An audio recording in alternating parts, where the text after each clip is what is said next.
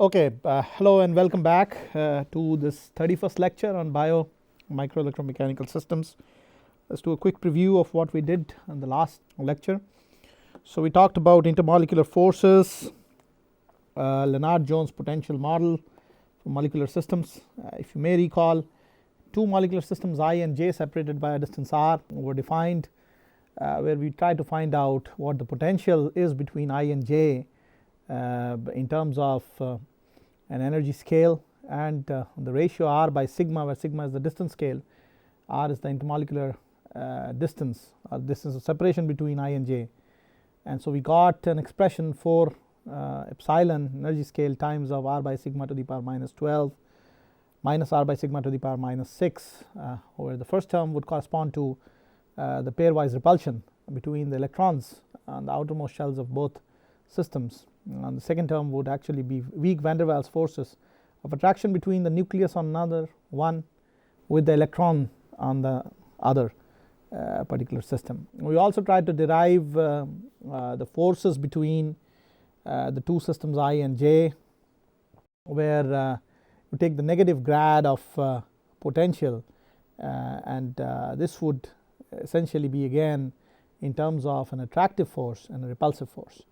Okay, we studied these in context of several diatomic gases, some other gaseous systems including CO2 and air, and then tried to determine the energy scales in terms of energy per unit temperature, energy per unit Boltzmann constant, and distance of separation in nanometers. Okay, and then we also saw that if we plot such systems, we'll have typically a potential well on which exactly the repulsion and attraction would be same, and beyond which the attraction would predominate over some distance up till there is a reversal, and the repulsion again becomes strong. So we also talked about molecular dynamic simulations, which means essentially trying to simulate Newton's second law, m d2r by dt2 with respect to the total amount of forces based on the negative grad of the Lennard-Jones potential. And there we also defined a cutoff radius to simplify calculations or truncate calculations so that they may not just go infinitely and may have a converged solution. And so essentially wherever the continuum assumption fails, Navier-Stokes is replaced by the MD simulation models.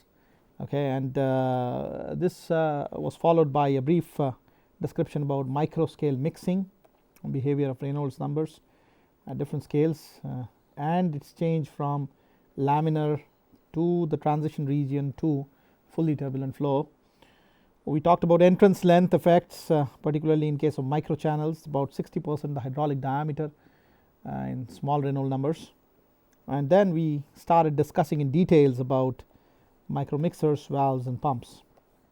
So we'd like to proceed ahead on this note. I would just like to reiterate that microscale mixing is essentially all diffusional, which is based on either the interfacial area or by somehow reducing the diffusion time.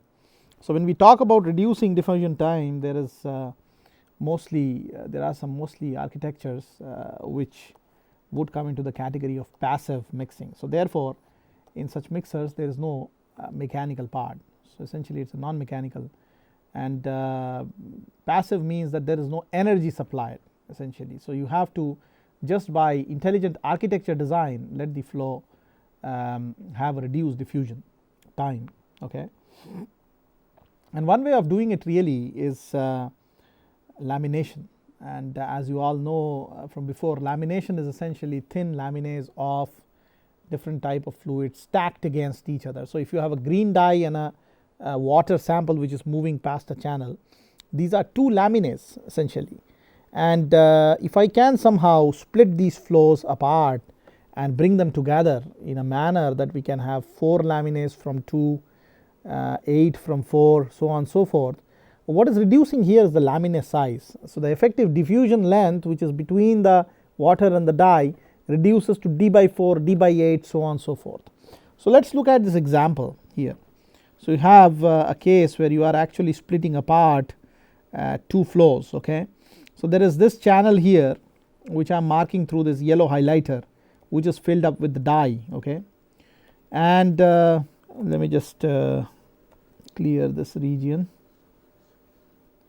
So this is filled up with the dye. It is also represented by the hatched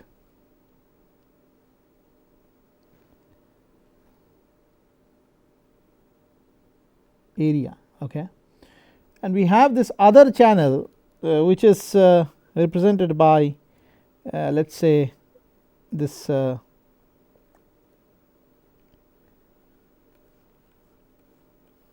brown color, which is essentially of a different nature. So this goes here, this essentially goes into this region. So in this particular region though, if you see, there are 4 laminates. Okay, if you look at this region closely, there are 4 laminates, and there are 2 of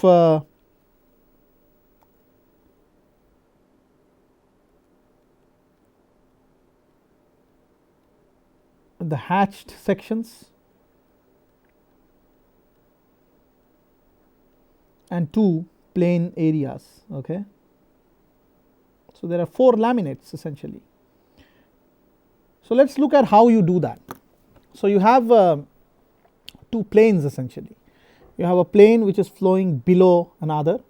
The dye here which is shown or in white. Okay, let us just rub these colorations off. So the dye here which is shown white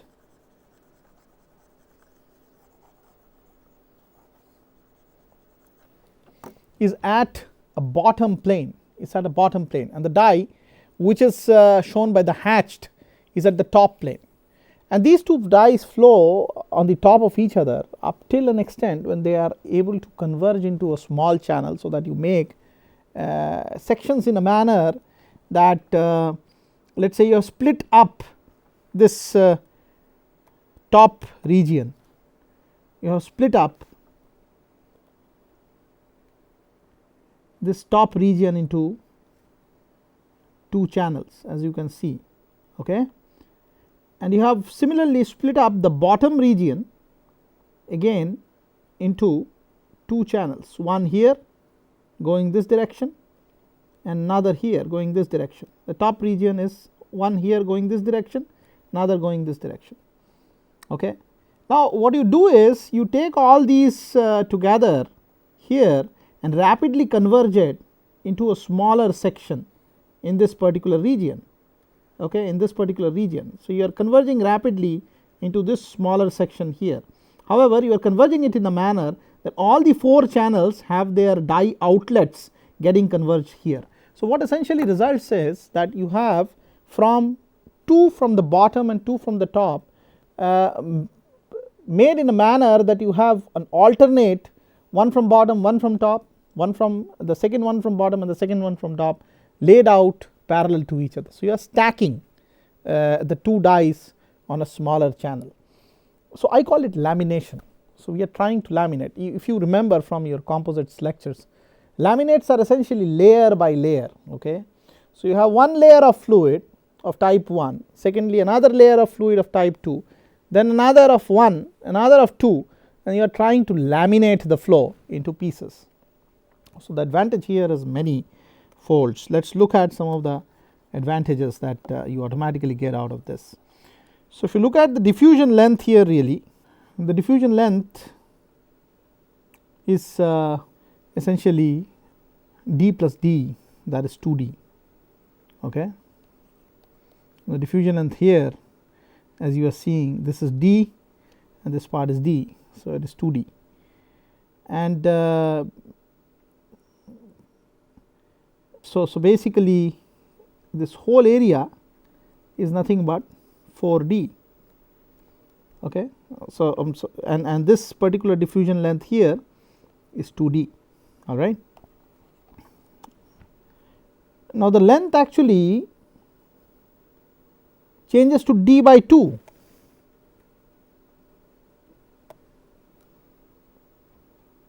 So from 2d length you are changing to d by 2, alright, and so effectively what is happening? So the diffusion length which was 2d got changed to d by 2, which is actually 1/4 of 2d. So this is 1/4 of 2d. So the diffusion length is changing as a function of laminates. So if you have if you are laminating 4 times, the diffusion gets reduced by the old length by the number of laminates. Similarly, if it were 8 times, the diffusion would get reduced by 8 and so on.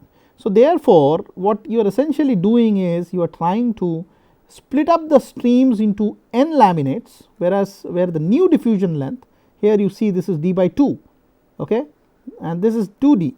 So is equal to the 2d, which is the old diffusion length, divided by the number of laminates. So very interesting phenomena. So what is the conclusion of all this? The time of diffusion, as you already know from our previous descriptions, is proportional to the square of the diffusion length, okay. So therefore, if there is a transverse length between two flows which are flowing in a channel, the cross sectional length actually is the diffusion length in that case, and the flow is the diffusion time is proportional to square of that particular length.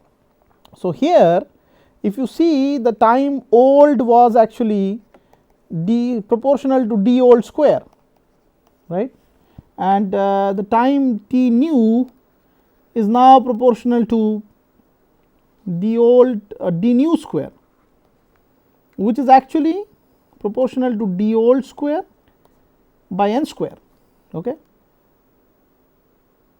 So therefore the new time is greater than the or lesser than the old time by a factor of n square. So definitely it is an advantage, because the new time of diffusion reduces by a factor of the square of the number of laminates that you are packing in a small section of the channel. So that is also known as a parallel lamination mixer, okay. That is how technically it is defined, because you are actually in a same plane parallelly laminating the flows into several laminae. Now you can actually try to introduce these flows in a manner where you can do it sequentially. So if you try to split it apart n times and take it back again in a 3-dimensional manner, then you can do it sequentially, okay. And so that is how a sequential lamination mixture comes into being, and as you will see, the ratios there between the diffusion new, the time of diffusion new and the time of diffusion old would be quite different than that in the parallel lamination case. So let us see what the sequential lamination mixer would look like.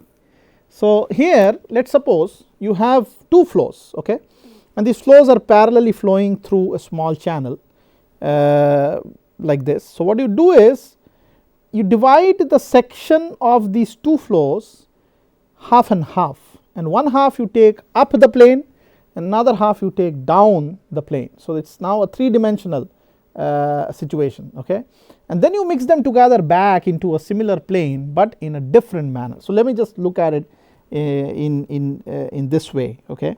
So let us just look at it through a more clear illustration. So let us suppose you have a case here where you have one channel cross section in the center with 2 flowing dyes. Let us say you have a hatched dye, which is probably a green dye, and water here. So what you do is you split this flow into 2 parts, okay. So this part you take up here on this particular plane, okay. This is a different plane, so you have half and half here, and this other part you take in a different manner in a plane which is at the bottom, okay. So as I told you, you are essentially taking one on the top side and another on the bottom like this, and here this again is a hatched and a plain dye, and then what you do is you take these back into the same plane and mix them together. Okay. So you have partly flows coming like this, okay, and partly flows coming back from here into the same plane, all right. And so essentially you have a half hatched, half water, another half hatched, another half water. But now what you have done is, from an initial 2 laminates, you have split it into 4 laminates, and this sequence carries on. So you have one channel which is half of the main channel which goes in the plane down, another half of the channel being projected in the plane up, and then you are coming back again into the same area where you are actually laminating these half and half into 4, okay, and then 4 into 8 and 8 into 16 and so on and so forth. So this is called a sequential lamination mixer. So here you can see the different stages. So at stage 1 you have from 2 which generates into 4 in stage 2, you have split it up and you are mixing it together is 4. In stage 3 you are mixing it again into 8 and so on and so forth. So here if you consider the way this lamination happens, then the d new, so the d new is equal to the d old divided by 2 to the power n minus 1. Let me just explain this a little bit more here, so that for the common reference sake. So let us say we are beginning this here with let us say the diffusion length d, okay. Here if you see here, the diffusion length between these two hatched die and the water sample is d. If you see here, in this particular instance, after the second stage has been crossed, so n is equal to 2 here in the second stage, the d actually becomes d by 2, okay. So the diffusion length is only related to half the length, right, between the two hatch dies and water sample, okay. So d by 2. In the third case, when n equal to 3, the diffusion length actually further becomes d by 4, okay. So the only equation which can fit all this is that the d new is actually equal to the d old divided by 2 to the power of n minus 1, where n is the number of stage.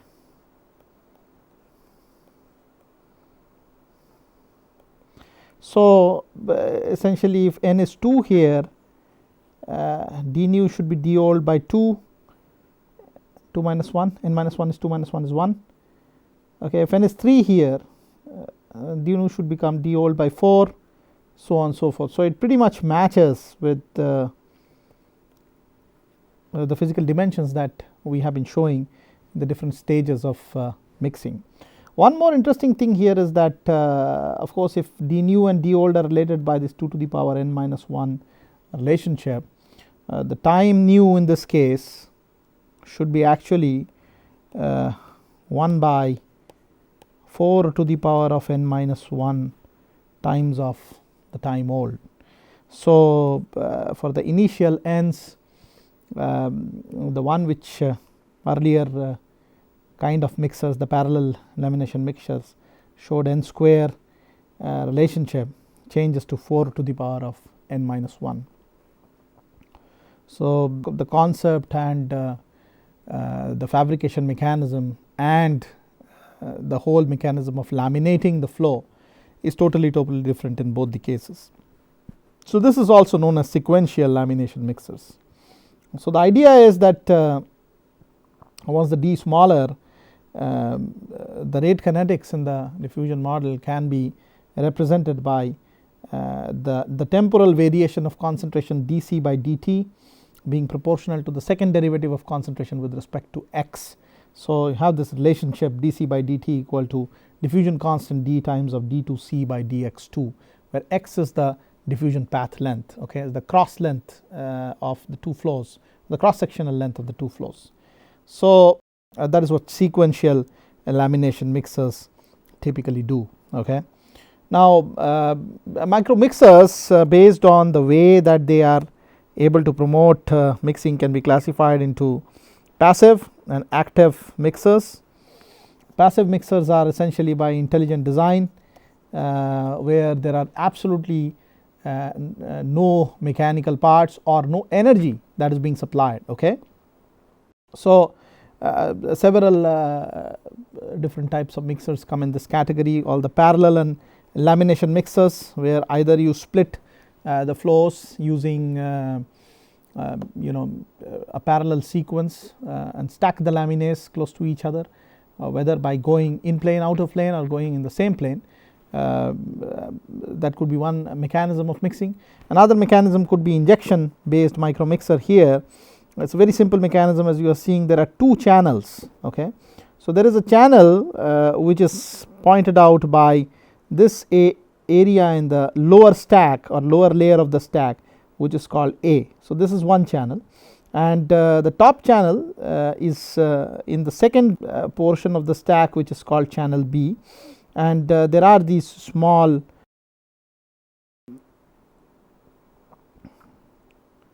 capillaries drilled in this channel B, so that when you flow material A, there is an oozing out of A into the channel B. So essentially you are forming micro globulets of die A within the flowing die B, and all you are doing here is increasing the cross sectional area so that the mass transport goes up at a certain flux level, and because of the higher mass transport and more prominent diffusion, mixing happens quicker.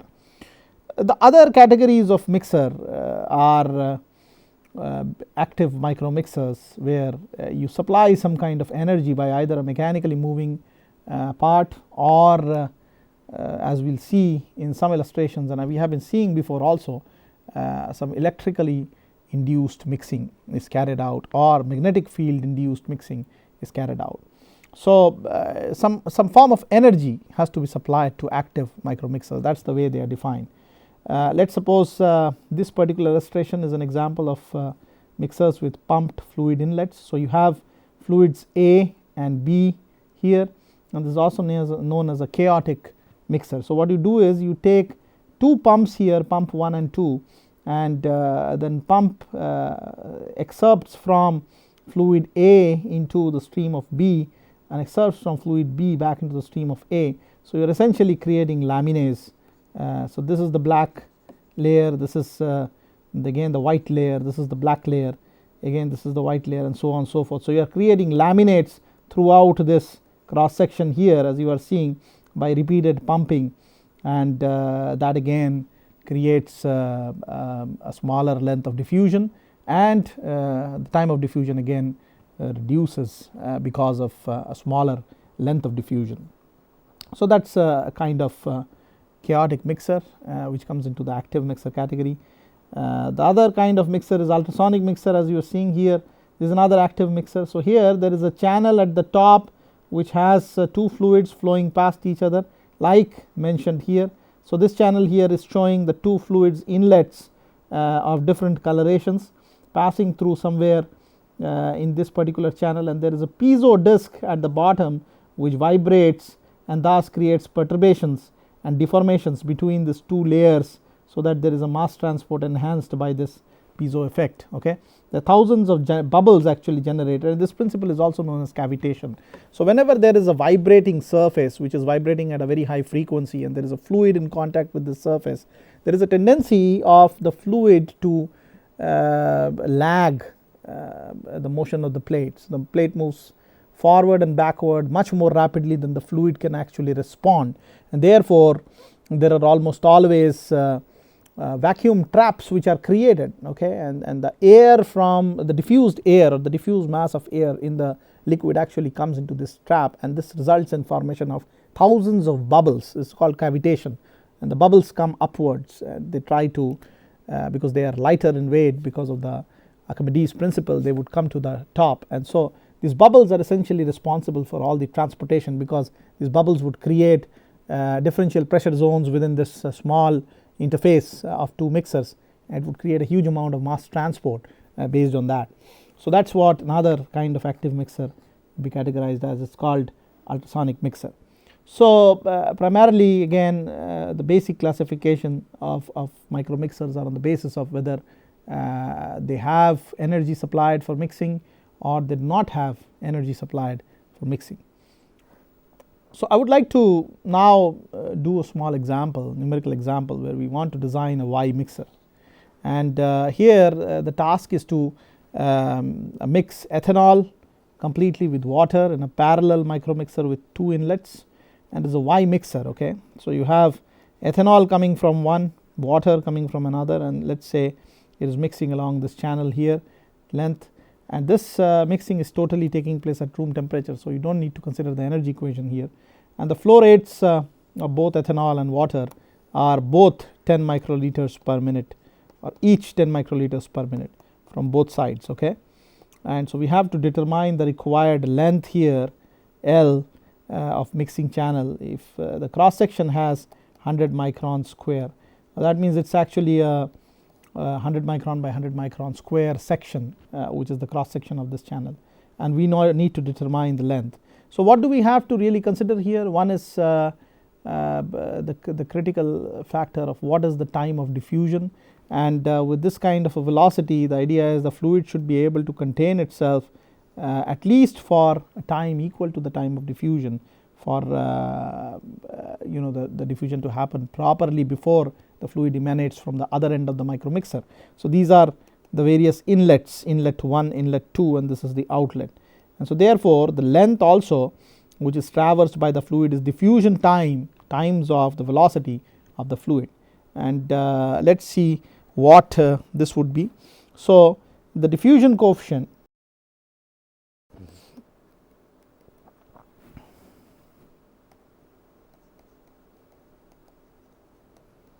of ethanol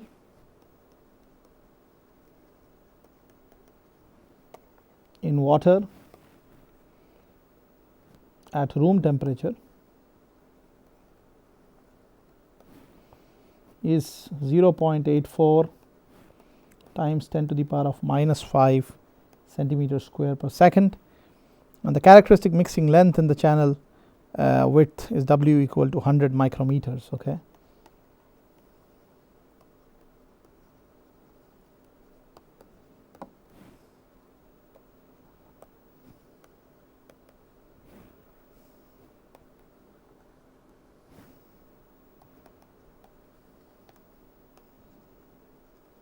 So also the diffusion length is essentially the width in this case, which is 100 micrometers. So the time of diffusion, tau diff, can be also represented as square of W by twice D. In this case it is 100 10 to the power minus 6 square divided by 2 times of 0.8584 10 to the power minus 5 times and this essentially is in centimeters square per second. So if you want to convert this into meter square, I have to multiply with minus 4 10 to the power minus 4, and so this comes out to be equal to 5.95 seconds. And if we consider the average velocity of flow of the mixing liquids,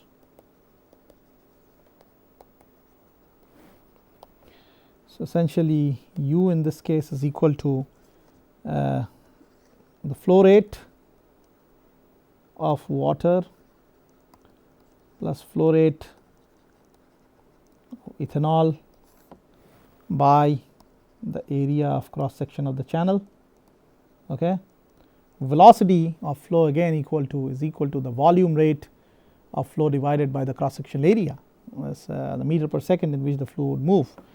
And so here essentially both the flows are flowing at a rate of 10 microliters per minute, which means it is 2 times of 10 to the power minus 6 liters, which is 10 to the power minus 6 into 10 to the power minus 3 meter cube, okay, and this is per minute, so you have divided by 60, and then the area of cross section is of course 100 micron square, so 110 to the power minus 6 square. So this effectively comes out to be equal to flow velocity of 33.33 10 to the power of minus 3 meters per second. I would just like to draw your attention to the fact that the velocity is only about 33 millimeters per second, which is not very high considering the other flow rates etc. which you have seen here, and that is primarily because you know the cross section of the channel. So the required length for the mixing in this case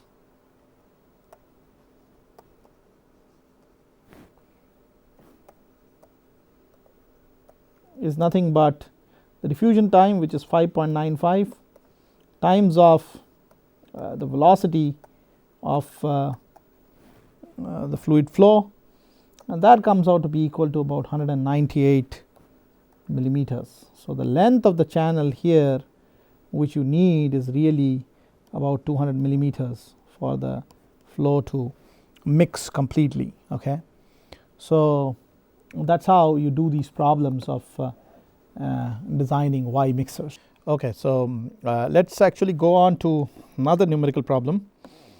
So the problem is pretty much similar. You have to actually find out this time that suppose you know the above mixing channel, whatever we found out, is to be designed with a meandering shape or an S shape, just to save lateral device surface area.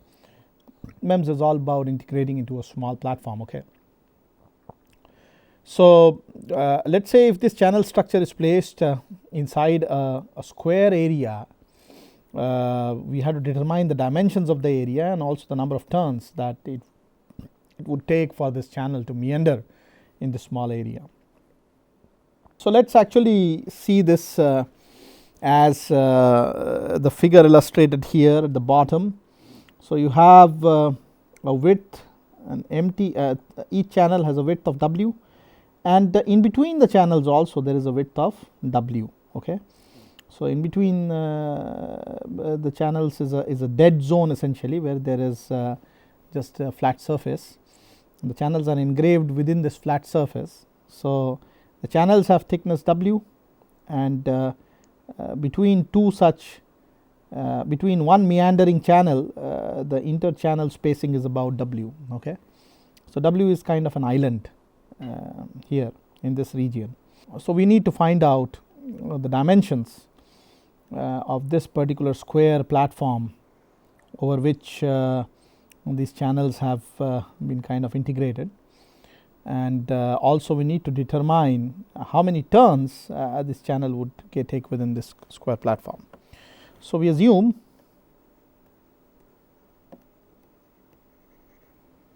the channel walls consume the same amount of area as the channel itself.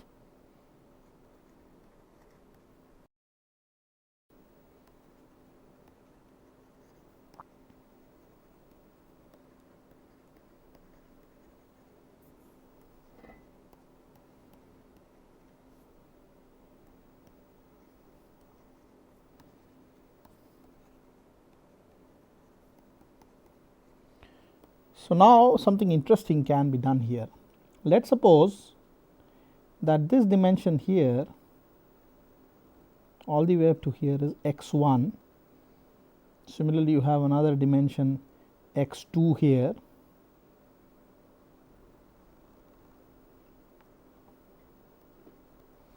so on and so forth, okay. So the total surface area required for the mixing channel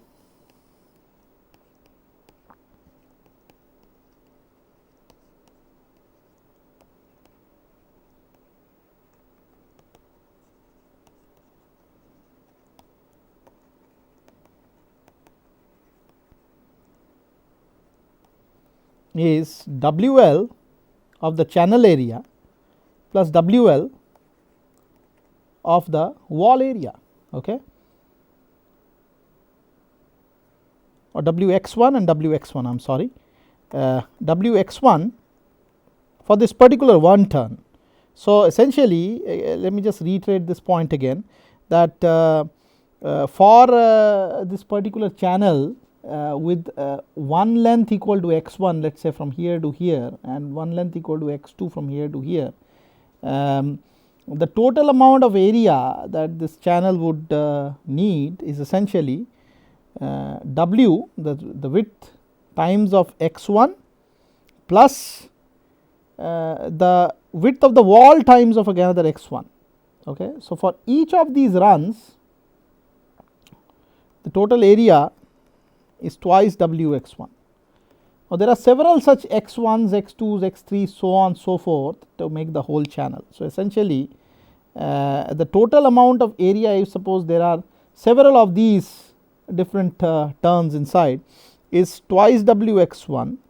Let us say they are all different lengths, plus twice Wx2 plus twice Wx3, so on so forth. So, 2W can be taken common, and then this is x1 plus x2 plus x3 plus x4. So, this can be taken so on so forth as the total length of the channel L. So, total area that the channel would need is 2WL. Okay.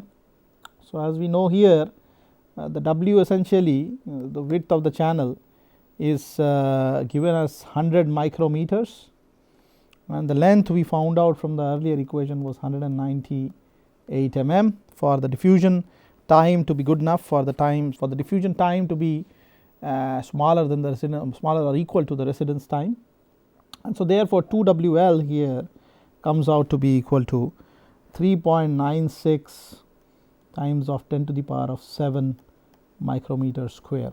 So, if you assume this dimensions of this particular area to be A square, because it is a square area. So, you have A here and A here. So, you are left with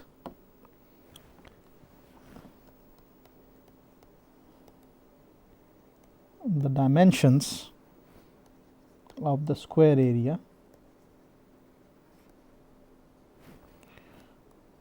which is root of this A, where A is the total length, total area that of the mixing channel that the mixing channel would occupy. So, essentially it is equal to root over 39.6 10 to the power of 6 micron square, which is about 6293 micrometers. So, this essentially is the area, about 6.3 millimeters by 6.3 millimeters, over which you can pack this serpentine or this meandering channel. Also there is a question about the number of turns that this channel would take, and so assuming that we have each turn comprising of about 4 different widths, and this I would like to reiterate by just rubbing off some of the line work here made particularly here. So, if you look at this particular case, you can find out that in one particular turn, which starts from, let us say, point here all the way to point here, there are about 4 W's, W plus W plus W, sorry, so it starts from here. So, there is about 4 W's. We start from, let me just reiterate this again, W plus W plus W plus W, right. So, from here to here of the channel, which is one complete turn, okay, essentially the total width that this channel would move is about 4 W, okay. And so, this is equal to about 400 microns. So, if one turn corresponds to 400 microns, the total 6293 microns would have exactly 6293 by 400 turns, which is equal to about 16. So the whole channel can be meandered into a 16 turn architecture with an area of about 39.6 times 10 to the power of 6 micron square, and one side equal to about 6.3 millimeters. So you can see the scale. What is important for me to tell you is that the scale essentially is very small. I mean 6 by 6 millimeter by 6 millimeter by 6 millimeter is probably close to the size of a 25 paisa coin, and so in this particular area you can always create 16 turns and make the length of the channel to be good enough, or as long as about close to about 198 millimeters for the diffusion time to be equal to the residence of the two flows. Let's do another numerical example here.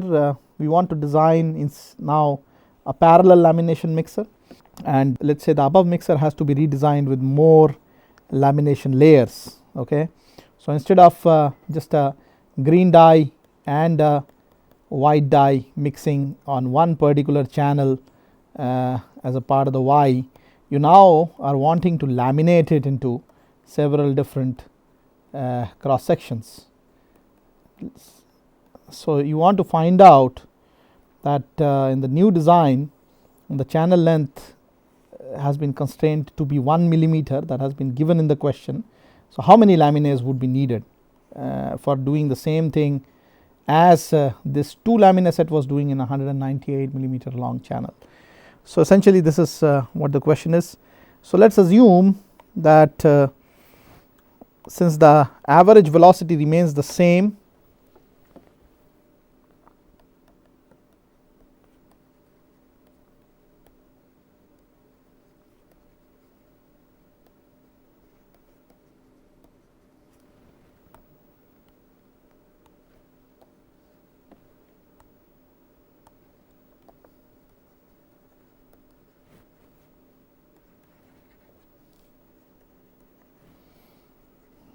as in all the other mixer designs.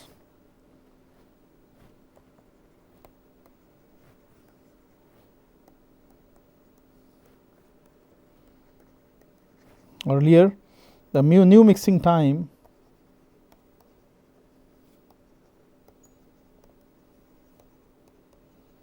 will be proportional to the square of the new diffusion length.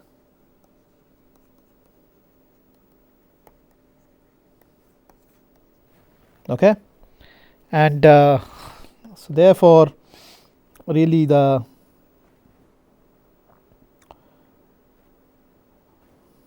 T new is equal to T old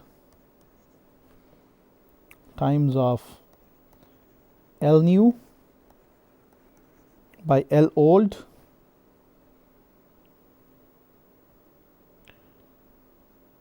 and the L new, as we know, is about 1 millimeters, which is the requirement, and L old is about 198 millimeters. Let me just reiterate one thing here, that this L new is essentially the length of the channel. It is not the length of the cross section. Okay, so this is not the diffusion length, this is the length of the channel. So if you are assuming that the velocity of flow is same in both the cases, you have the ratio between L new and tau new giving the new velocity. Similarly, ratio between L old and tau old as the old velocity, and they are same, these two are same. So therefore it is an inverse ratio in which you can calculate the T new by T old. It is the same ratio, it is the ratio of different lengths L new by L old. Okay, and we have said in the question that the L new has to be about 1 millimeters when the L old is about 198 millimeters, as we calculated before. So this brings out, if we assume this T old to be 5.95 seconds, remember from the first example, then this T new time would acquire a value 3 10 to the power minus 2 seconds. Okay, So as we know that the time of nu is also proportional to square of the cross section length and essentially inversely proportional to 2d, and in this case there would be a number of laminae n square. So therefore this n value can be derived here as w divided by twice d tau nu, and essentially if you put the value of w as 100 microns, give me a minute here, 100 10 to the power minus 6, and the diffusion coefficient to be the same as we took earlier, 0.84 times 10 to the power minus 5 times 10 to the power minus 4 meter square per second times of tau nu, which is 3 10 to the power minus 2 seconds. We are left with a value of n which is equal to about 14. So there have to be 14 laminae for the microfluidic mixer to have a similar performance as the in 1 mm length as happens in 198 laminae lengths, 198 mm length with only one laminae of each kind. So that's how you do some of these problems. I'd like to do another numerical example for the sake of clarity. So let's suppose now that we want to design the same mixing time of the example before this, so which is about 3 10 to the power minus 2 seconds. Okay, so you have to determine the number of stages required if we decide to make a sequential laminar mixer instead of a parallel lamination mixer. So what improvements do we need to make here? So the improvements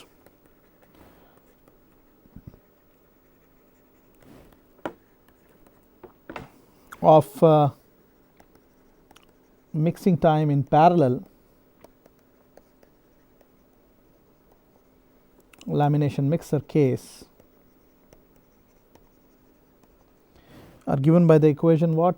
T nu by tau equals 1 by n square. Okay,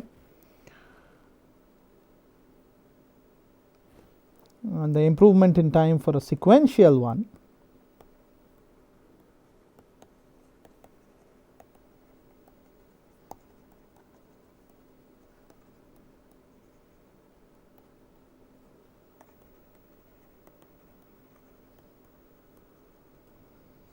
is given by T nu by tau equal to 1 by 4 to the power m minus 1, where m is the number of stages here. Mind you, this n and m are not same. Okay, n is the number of stages in the parallel lamination mixer, and m is the number of stages in the sequential lamination mixer. So for the similar kind of improvement, what is being reiterated in the question here, that for same mixing time of the design example before this, determine the number of stages required if we decide to make a sequential instead of a parallel. So we know that for that 1 by n square has to be equated to 1 by 4 to the power of n minus m minus 1, and if we take natural log on both sides, we have twice ln of n equals m minus 1 ln 4, or m comes out to be 1 plus twice ln n by ln 4. You know n is 14, which we calculated last example, and therefore the m value comes out to be equal to 5. Okay, so there are only about 5 stages in a parallel sequential lamination mixer, which corresponds to about 14 stages in the parallel lamination mixer, or 14 laminates in the parallel lamination mixer. So parallel of course may be a little faster because you are bringing all the 14 together, assuming that you have split apart these flows 7 times and bringing them together back again. The parallel would be a little faster than the sequential from practical standpoint. So for a 1 mm mixing channel, each mixing stage of the new design only occupies about 2 200 microns or so. Okay, so you have the total mixing channel length in case of the parallel lamination mixer about 1 mm, about 1000 microns, and so each stage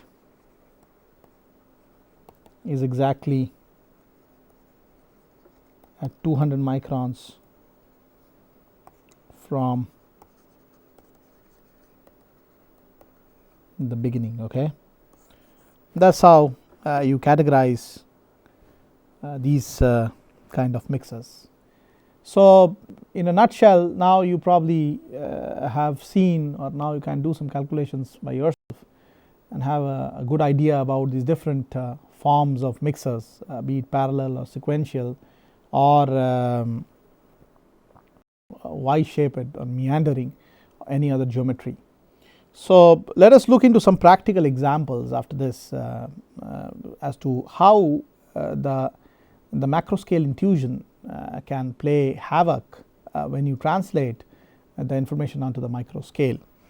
So I would like to look at a problem which we kind of experimentally did back in our graduate days, where we talk about a Y-type, a T-shaped mixer with the flow controlling valves on both arms of the T.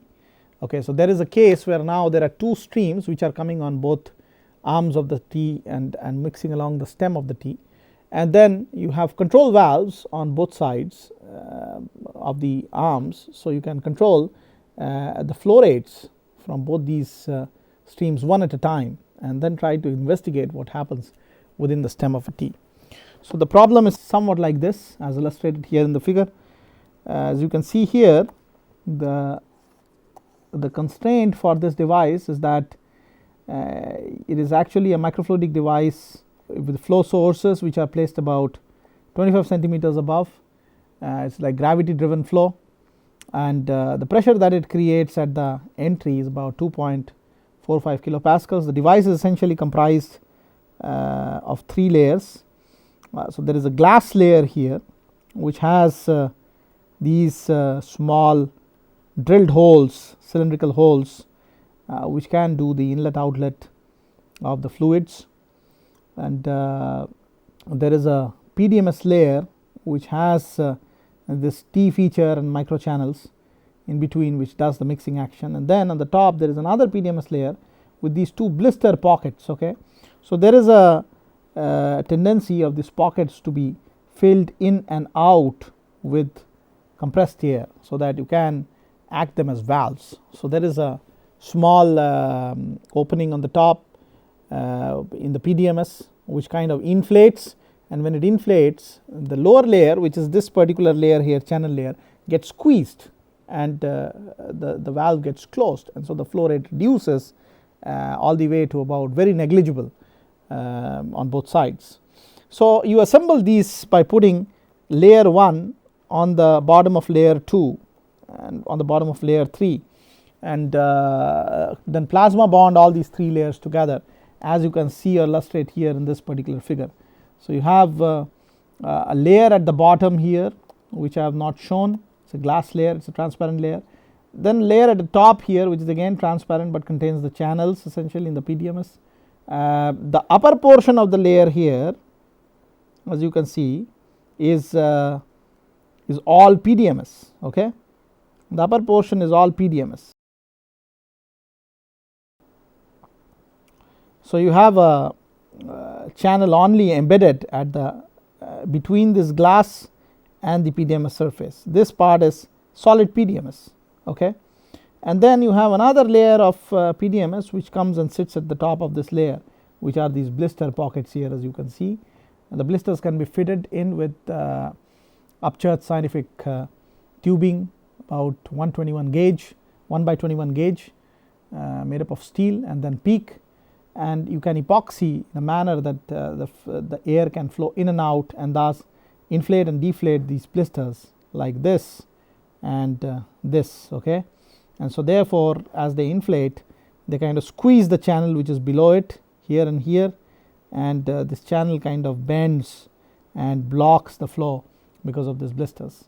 So now you have to find out what happens by giving different designs here to the mixing rates. Okay, this was actually a student experiment, and it was a graduate class, and then when they started doing this experiment, they realized that whatever intuition they were carrying forth from the macro scale doesn't really translate very well to the micro scale. So there were about 4 basic designs of structures which were investigated in this black box region. One was, as you see here, we call it a tube bank kind of structure. So these are small perturbations. Okay, these are small dots which are kind of in the PDM as like small cavities, and we expected that when we flow these two fluids, one from this end, another from this end, there should be at least some twisting and turning because of these small cavities locally, and local eddies would be created. In the second case, we talked about a triangular type of design where these cavities are now actually essentially triangular in nature like this. Okay, they are small triangles. And the third was a figure 8 kind of design where we are splitting apart the flow and putting it back again, and then again splitting apart and putting it back. And then we had this serpentine type of design where you had a meandering channel and the two flows coming from both ends here mixing along this particular channel. So we are kind of towards the end of the lecture. So what I would like to illustrate next time is how when we flow fluids across these different structures, different patterns are formulated, and which are the best designs which can promote rapid mixing. Surprisingly, the results were very counterintuitive in this case. And then once we finish this, then we'll start with micro valves and micro pumps, and try to round it off within the next 2 lectures or so. Thank you. I'll see you next time.